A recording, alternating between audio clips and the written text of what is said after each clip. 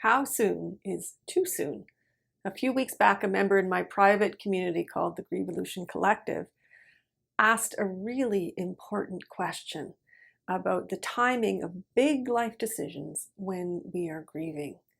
Making significant life decisions while grieving can be really challenging, and there is no one-size-fits-all answer to how soon is too soon.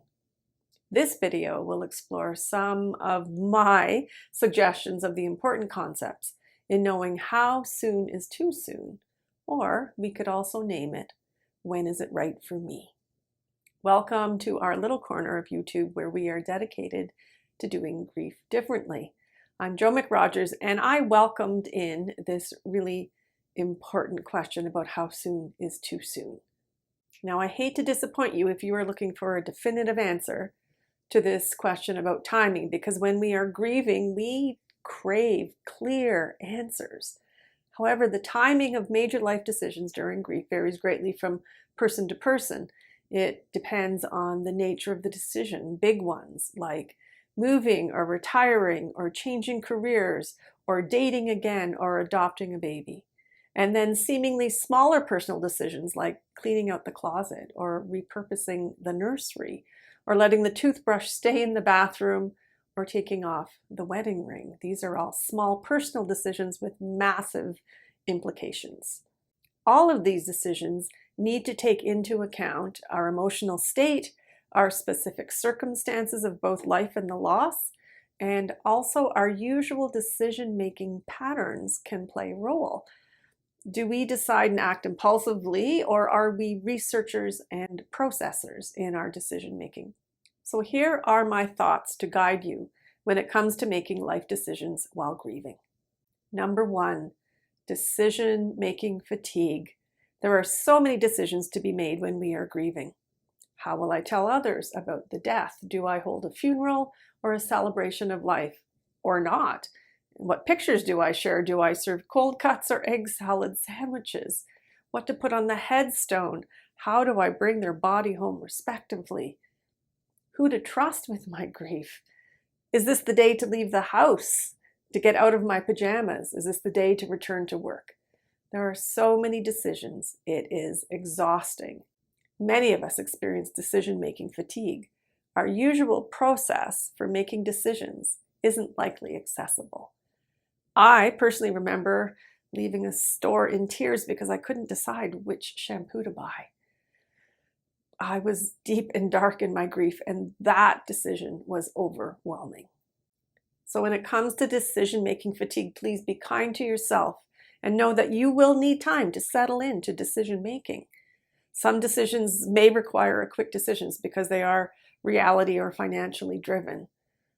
Other decisions that have some wiggle room, please create space and compassion for them.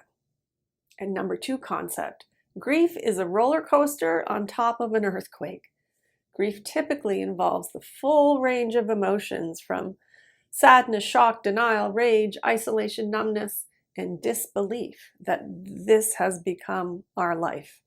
These are common starting points, and these states are not at all linear, and we'll cycle through them with no rhyme or reason and no predictability. So it's essential to be aware of your current emotional state and how that might influence your decision making. Today, a decision will feel solid, and the next day or the next hour, it will seem ridiculous that that was even our consideration. Grief is flighty. Concept number three, give yourself time. Grief is a process that can take months or years to begin to understand how to navigate. It's generally advisable to avoid making major life decisions in the immediate aftermath of a significant loss. Emotions are intense and they can cloud our judgment. The early days of grief are generally powered through fear. And while the decisions may serve us in the moment, it may be a fleeting answer. Most of the grievers that I have supported have said, I wish I had waited to make that decision. Rarely do I hear, I wish I had done this sooner.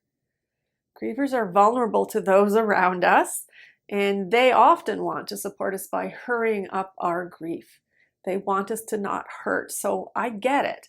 But the suggestions that we hear are often Pack up the clothes, repaint the room, get back to work, it'll be good for you, move on. Please know that one of our rights as a griever is to decide our own timeline. Thought number 4, know that grief tells us lies. Grief tells us lies that appear to be truths, so expect grief to trick you. I will never feel better, so I must change things up big time. I am full of guilt and remorse, so I must atone. Years ago, I thought I should marry somebody because he had the same name as my father. It made perfect sense at the time through my grief filter, but it would have been such a mistake. Those were the days of my deep and dark grief, and I, no doubt, was influenced by the darkness. If you can, please offer some support by sharing in the comments what decision you made that you wished you had given more time or perspective to. It's important that we recognize how common this is when we are grieving. And the 5th element I want you to consider is the question, are you moving towards or are you moving away? This question is so important. Is the decision you are making based on leaving something behind because it's so painful? Or is it based on moving towards something that is a vision or a goal? I need to move because there are too many reminders of my loss in this house is a very different energy than I am choosing to move because I am choosing to find my way with this loss. I know that this is a very subtle distinction, but I think it's an important distinction. Fear-based decisions versus integrating your grief into your life-based decisions. The final element I want you to consider is to hear your gut. Grief does not have an easy relationship with intuition.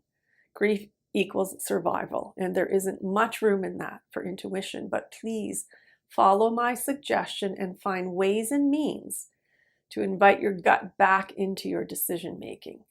You can assign timelines to review decisions. You can journal and reflect on the rightness of your decisions in the next day. You can ask trusted friends, family, and professionals about their thoughts of your decisions, but be discerning about the feedback that you receive. The question is really, do you hear your intuition? Because grief is so loud. Please share in the comments how your intuition served you so we can all learn what an important role our intuition plays. Ultimately, the idea is to approach significant life decisions with perspective and self-compassion while grieving. If possible, seek support and guidance from trusted individuals and professionals to help you navigate these choices. Please remember that grief can be a long, complex, and ever-changing journey. And if you have any thoughts about these suggestions I've made as a beginning point, please post in the comments, as I always learn how to serve better through your input. And as you find your way with your decision making while grieving, I send to you kind thoughts, kind words, and a kind heart. Thank you and take good care.